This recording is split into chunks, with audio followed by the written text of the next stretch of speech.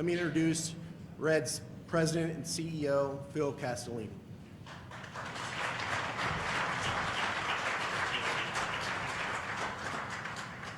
Thank you, Larry. Good morning and welcome. Media, Reds ownership, our front office is here in great numbers. This is an exciting day as we welcome Terry Francona, one of the most respected and accomplished people in baseball, to join the Reds as our manager. On behalf of the entire Reds organization, I do want to thank David Bell for his devotion and service to the Reds during his 6 seasons as our manager. David and his wife Christy did so much to improve the culture in our clubhouse and to help build community for our players and coaches and their families. We are extremely grateful for the foundation the Bells have created on which we will continue to build. As Terry knows, having been a player for the Reds in 1987, Cincinnati is an incredible baseball city with 155 years of baseball history and fans who have loved and supported the Reds for generations. Terry, you know we love our fans here in Cincinnati, and I know for a fact they are going to love you. So let's get things started. I'm going to have Dad and Terry and Nick come up, and let's present Terry with his Reds manager jersey. Brad, if you can assist as well.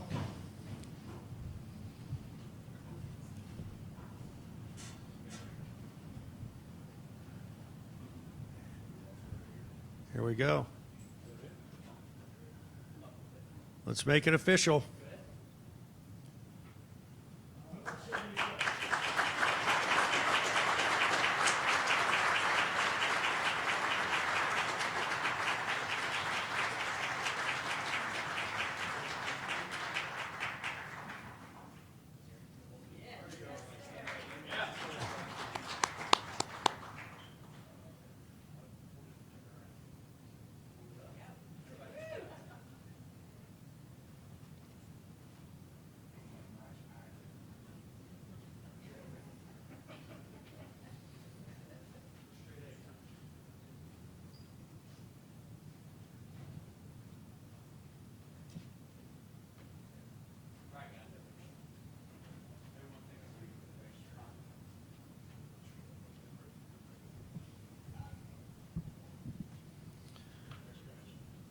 Okay, before we get started, let's walk through some stats about Terry Francona.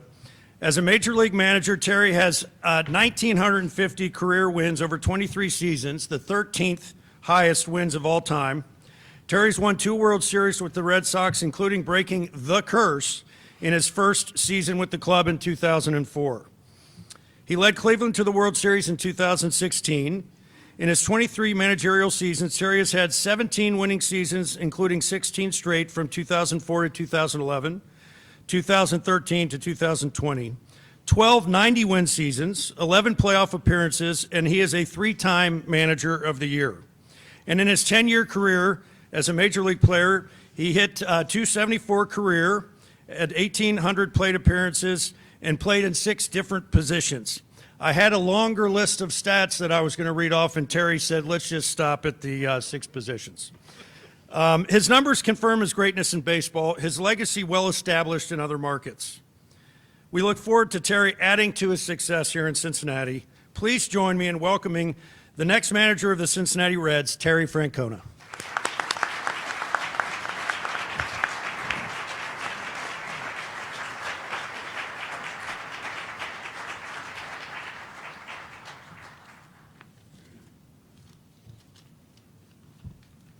Phil, thank you so much. Special thanks to Bob, Phil, Nick, and Brad. Especially Bob, thanks for being here. I know you changed your plans to be here. It means a lot to me, so thank you so much. Marty, can you believe I'm standing here? I know. I am so honored to rejoin the Reds family, spending the 87 season here. I quickly learned how important not just baseball, but the Reds are to this area. For anybody of an age that can remember the 87 season, I apologize in advance. That was a team that featured some young players like Eric Davis, Barry Larkin, Tracy Jones, Kurt Stillwell, Paul O'Neill. That's just to name a few. And for as much as I revered Pete, and I revered Pete, I kind of blame him. I thought he played me a little too much. That talented group reminds me a lot of the group we have here now, talented and athletic. And I am so excited and fired up to get out to Goodyear and start to work with the staff and the players. I need to keep reminding myself, they just got done with the grind of a really long year.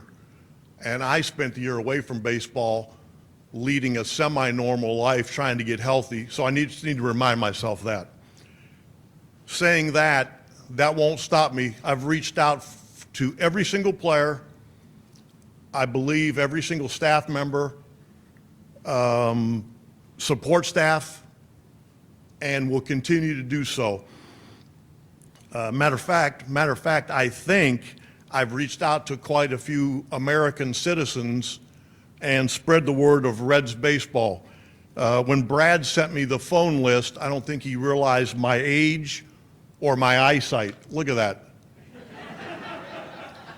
I had two people tell me they really didn't give a hoot about the Reds baseball, and I realized that they weren't any of our players or anybody within the organization. I firmly believe players enjoy being coached as long as there's always a solid reason and you're ultra organized, and that we will be. My promise to the organization and to the fans is that I'll spend all my energy ensuring that they spend all their energy trying to play the game correctly and with respect. One of my biggest goals is to have our players feel like they're cared for more than ever before, but at the same time asking more of them on the field than's ever been done before. We need to find ways to value what it takes to be successful and win more than every other team we compete against. That is a formidable task. If it wasn't, everybody would win. But that's our goal starting from day one. I'm personally aware just how much the Bell name means in Cincinnati, from Gus to Buddy to David. And I'm honored to continue and building on David's legacy of the positive culture. I tell our players all the time, and I'll be telling our players all the time, we need to spend our energy picking each other up, never tearing each other apart, and that modesty isn't a four-letter word. But let me be crystal clear about this. I will openly brag and boast about this fact. I guarantee you I have set the record in the National League and the American League for being around good people. And today just continues that trend. Whenever I have the privilege to speak somewhere at a banquet or something, I am always the quickest speaker. I do not intend to alter that trend today, but I will be happy to try to answer any questions, talk some baseball, do whatever you want to do. But I really mostly just want to tell you how honored I am to be here, and thank you for having me. I'm looking forward to being a Red. Thank you. Okay. All right, Jamie Ramsey has a mic right here, so if you've got questions, let's start them off right over here. Trent, you go first.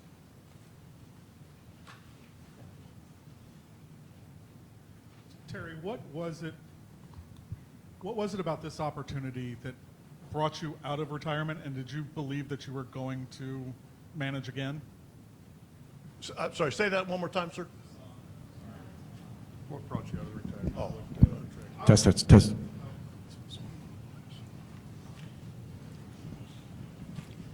Sorry, there we go, that's on. What was it about this team that piqued your interest and made you feel that this was the opportunity, and did you foresee yourself managing again? I honestly didn't see myself managing again. I had a really good year away from the game. I needed to step away. I didn't step away because I didn't love the game. I stepped away because I didn't think I was doing the job up to the caliber I thought was necessary. Part of it's health, and a lot of it was health, and it was getting in the way. And as a manager, when you start becoming short, losing patience, it's not healthy. And I didn't want to shortchange the organization. So when I stepped away, I didn't think about managing a whole lot this year. And then when the Reds reached out, I started looking at the team a little more closely, and they came out to visit, and it just felt right.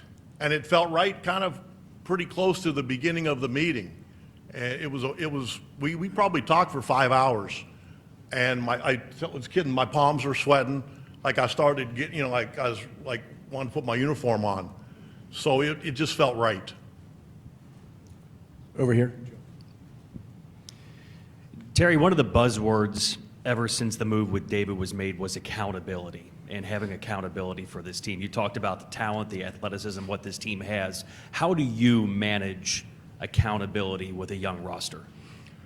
I don't know if I could give you that answer today. And the reason being is I'm not trying to cop out of not giving you an answer. But until you meet players, until you meet the staff, you have to build relationships with guys. Inevitably, when you're in a position of leadership, you're going to have to tell some guys things they don't want to hear.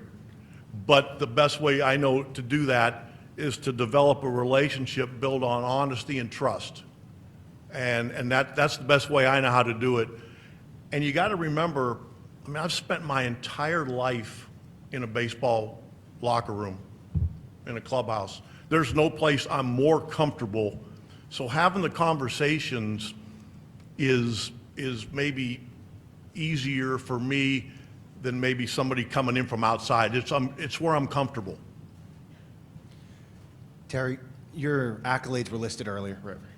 Your accolades were listed earlier. So much success as a manager. What do you feel like you have left to prove with this ball club? I don't think it matters what you've done in the past. In our game, you earn your stripes every day. That's how I've always felt. I hate the saying, "I've arrived." We're all still arriving, and continue. And the day you stop, people are going to pass you right by. Here's Gordon. Yeah, Terry, you mentioned David Bell and the Bell family. You've got a relationship with Buddy in particular, right? When this process was starting to go down fast, how much did you process that, and have you reached out to David or Buddy and talked to them? No, I haven't. I'm sure there's probably mixed feelings, from Buddy, which I totally understand. Buddy's like my big brother. So much of how I view the game of baseball came through Buddy. He hired me as a minor league manager with the White Sox. He hired me as a third base coach with the Detroit Tigers. So he's like my big brother. So regardless of where I work or who I work for, he will always be my big brother. Terry, this organization hasn't won a playoff series since 1995. Were you given any promises that they will put certain players on the field for you, or did you ask for that? Did you ask for them to go out and get X amount of players before you took the job? Never even brought it up. We're going to start our meetings this afternoon after I get rid of this and put on something I can actually breathe in. You're gonna hopefully find. I hope you never hear me talk about payroll, things like that. What I care about is the players that we have, trying to get them to be the best baseball team they can be. Whether they're 20, whether they're 30, or whether they're 40. And there'll never be an excuse when we play a game or lose a game on our youth or our payroll. Once the game starts, it doesn't matter. And again, I know what my job is. I don't need to be the general manager. I don't need to be the president. I just want to try to be the best manager I can be. Terry, congrats. What's your challenge for Ellie De La Cruz when you sit down and have, maybe you've already had this conversation, out of the gate for this young shortstop? I spoke to him like I did everybody the last couple of days. And again, it's my biggest goal is to get to know guys, because if you come in going 110 miles an hour, you know, again, you got to see what makes people tick and how the best way to get to people. You know, the goal is for our ball club to play aggressively and intelligently. One without the other doesn't really work very well. So spring training will probably have a little bit more priority on doing those types of things, getting to know each other, because I think the best way for them to play is not for me to tell them to go from point A to B to C. It's to kind of let them be loose and free, but also playing the game correctly. Terry, welcome back. Thanks. Yes, you obviously have managed in Philadelphia, Boston, Cleveland, very different markets, all of them, but you have core principles as a manager. How are you going to establish those with a new team and set championship expectations? Well, I mean, that's the goal. That's the goal every year. And that's why I started reaching out to the players right away. I don't want to use it as an excuse that I'm new or we don't know each other. I need to get to know these guys fast, because the more you get to know them, like I said earlier, I think players like being coached. I think they enjoy working hard, but you got to be organized, and we will be, and we'll get after it. But you know, people talk about having fun. What I think is being enjoyable is playing the game right, and to be honest, trying to kick somebody's ass. That's what I think is enjoyable. How's it going? What specifically were your impressions of the roster as you started this process, and how big was your confidence in the roster in your decision to take the job? Say the last part again. How big was your confidence in the roster in your decision to take the job? This is an extremely talented young team. That excites me a lot. Talking to them on the phone, I got pretty fired up. They seem like terrific kids, and they seem eager. And again, this is a week after a long season. I had to remind myself that, you know, I'm all wound up and, you know, I'm ready to go right now. And these guys just got done playing a long year, and they were terrific to a person. Terry, welcome to Cincinnati. You mentioned that you reached out to some of the staff members. Are there any existing relationships with anybody else in the organization? And have you, or the gentleman to your side, made any decisions about any guys specifically that would be retained in some way? We need to start. We've obviously talked a little bit, but we didn't want to get ahead of ourselves. Colin, who's here today, actually was with me for a little bit in Cleveland. I don't want to leave anybody out just because my world is going a little bit fast right now. I know the clubbies. I know Mark and Rick. When I used to, in '87, when I used to pinch hit and I'd make a quick out, like I was really good at that. And Rick, Mark, and Bernie, I would come in to take my shoes off and put my turfs on, and they would be standing at the door. This is at the old riverfront. And I'd be dragging in with my bat and my glove, and they'd be waiting in there like this every time. So it's like, they're like family. Terry, you're respected by veteran players, younger players, wherever you've been. When you're talking with a young clubhouse, what is your style if a guy repeatedly makes mistakes, makes base running mistakes, fielding mistakes? Are you a guy that benches a guy? Do you pull him behind a closed door and let him have it? Or what is your style when it comes to that kind of stuff? I've probably done a little bit of both of those. Again, until you know who you're dealing with, I don't think there's a blanket way of saying you're going to deal with something. I do know when something goes wrong, my goal is to not have it go wrong again. If you get in the habit of meeting a player at the top step of the dugout, he's all amped up from the game, he's probably mad, I'm mad, you're going to butt heads. Okay, that's not really going to accomplish much, except maybe have an eruption. The goal is to just not have it done, the mistake happen over and over, and that's on me to figure out how to do that. Terry, you said you were intrigued by the roster, and you said the whole process felt right, but what convinced you, and what personal boxes did you have to check that convinced you that it would feel right for the next 3+ years? What point did you have to get to personally to know that you could sustain the excitement that you obviously feel about the team right now? That's actually the easiest question I've had yet. People. When Nick and Brad came out, it felt good right away. I mean, they were sitting on my couch, and my couch is broken, and Nick's sitting down into the couch, and, you know, it's like, it just felt good. And, you know, the last 11 years for me in Cleveland, I loved the people I worked with. And these guys reminded me so much of them that it just felt comfortable right away. I'm going to go with Nick and Brad for once. You two, when did you think that hiring Tito was a possibility, and was this top of the list? And obviously it came together quickly, so there wasn't much of a list?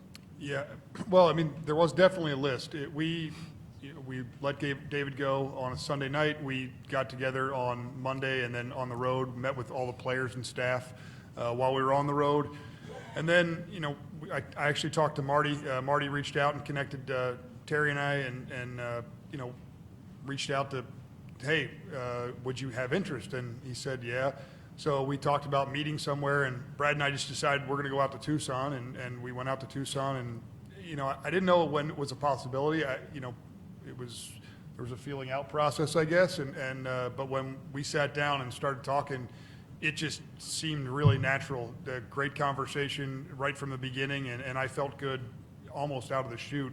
And when Terry started using we in the conversation, I was like, man, we're on the same page here. And I mean, it was Brad and I think, I don't want to put words in Brad's mouth, but we walked out of there, and it was kind of a similar feeling right out of the gate. Yeah, nothing really to add. I think the more we spoke to people, you know, we went to Cleveland, obviously, which helped because we got to speak to a lot of Cleveland people.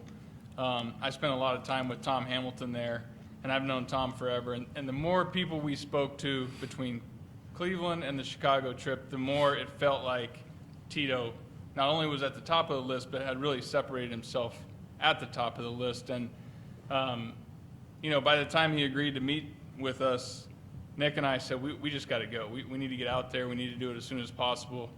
And like these guys have said, that when we sat down and started talking, the more he talked, the more he got on the edge of his seat, the more you could see, like, okay, this guy's ready to manage again. So that took that question out of it. We talked about the health. We joked about it, but he did offer to jump up and do jumping jacks if we needed him to. And Thank God they didn't ask me to do that. So like they said, I mean, the more we talked, the more it just felt like a natural fit, and it was an easy conversation. Terry, as someone who's had as much success as you've had as a manager, what would you define as success in year one as the Reds manager? You know, I think you need to be careful answering something ahead. I really believe, you know, in baseball, you try to learn from your mistakes and move on quickly. If you don't, you kind of get like a hangover effect. If you look too far ahead, you miss what's right in front of you. In our game, you don't know what's good, you know, injury-wise. If you lose your entire starting staff, you know what, your goals may change a little bit. That's why I just want to try to get the most out of everybody that comes through our door. Like in spring training Goodyear, if we have 65 guys, there's going to be a number of non-roster, there's going to be some young kids. 26 are going to make our ball club on opening day, but it's our responsibility to try to get the most out of everybody that comes through those doors, and that's what we'll do. Yeah. I'm kind of curious about the off season, your first time away from the game for a long time. Did you follow the game closely, like on television or anything like that? I found myself watching more baseball this year than I probably have in a long time.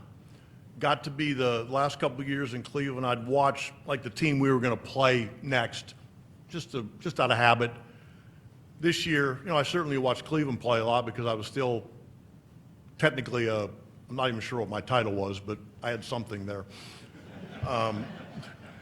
And then I'd turn on a game, like, I had the baseball channel, and I'd turn on, I'd see like, oh, the Angels are 3-3 in the 8th, and I'd turn that game on. Just to, so I probably watched more baseball this year than I have in a while.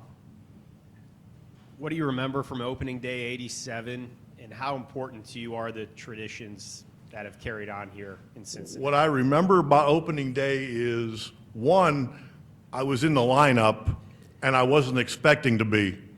I remember telling Buddy Bell, my God, Buddy, I wanted to make the team. I didn't know if I want to play. And then I actually hit a home run on opening day. And then from there, the season kind of went downhill for pretty much the whole year. Yeah, Terry, we heard a lot about your health coming out of last season. What's your health like now? You look like you've slimmed down quite a bit. And did I read right? Did you have surgery in the offseason? Also, just a follow-up to that, after going through this process, do you think you'll actually ever retire? Okay, now you got to know your audience. Go one at a time. I'll never remember the second question. The health. Yeah, my health. You know what? It's real. I mean, I've had a lot of things go wrong. God, and I didn't even really play that much. If I'd have played a lot, I'd probably really be a mess. But I took care of myself this year, and I had gotten into a routine or a habit where I'd have a surgery when the season was over, I'd work real hard, and then I'd get beat up again when the season started.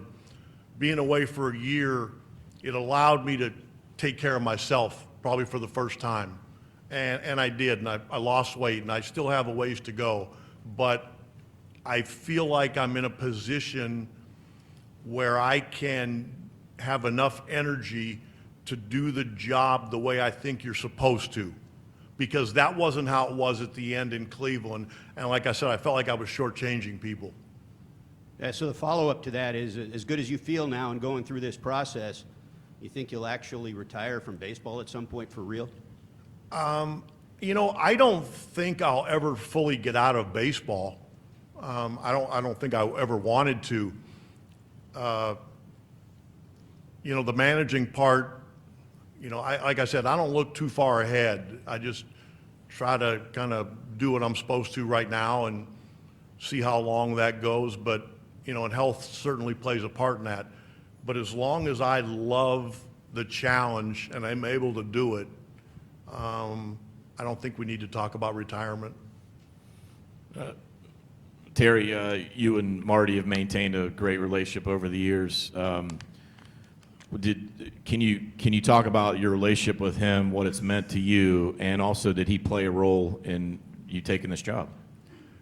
So Marty and Amanda actually came out to my house in February, and we played some golf, and obviously had some laughs and caught up and everything. A lot of people probably don't know this, but in '04, when we were making our run into the World Series, Marty would leave me these messages. And I'm trying to think how to say this. If I played him in public, he'd probably get arrested.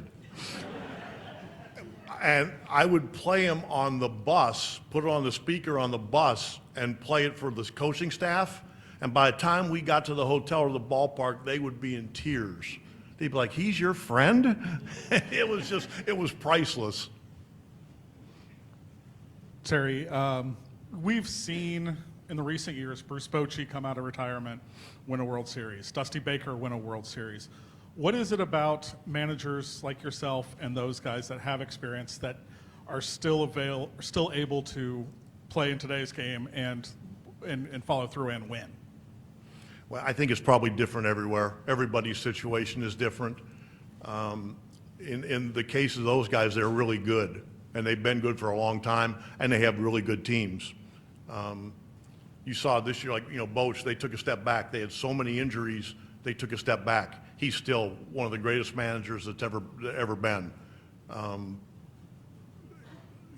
Again, I don't think it matters your age as long as you have the energy and the ability to do what's necessary in today's job.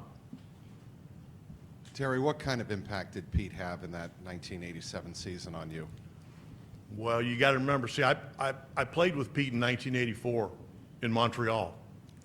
And, you know, anybody that is a teammate of Pete's, you know, we were young. It was Wallach and myself and Brad Mills.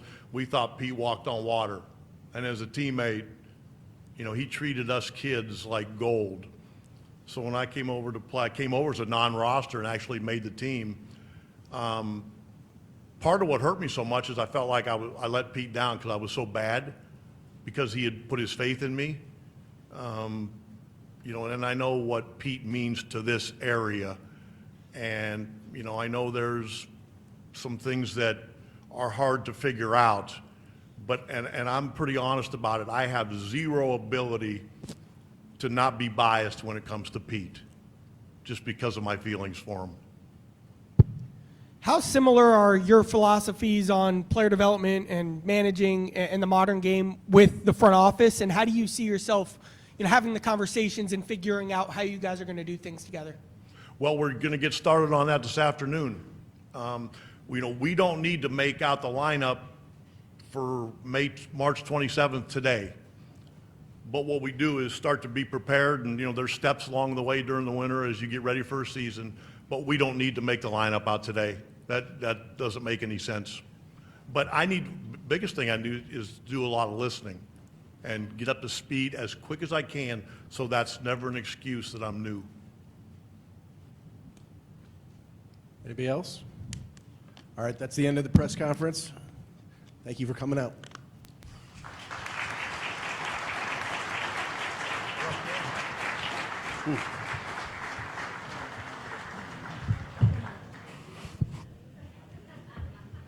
Careful, I know.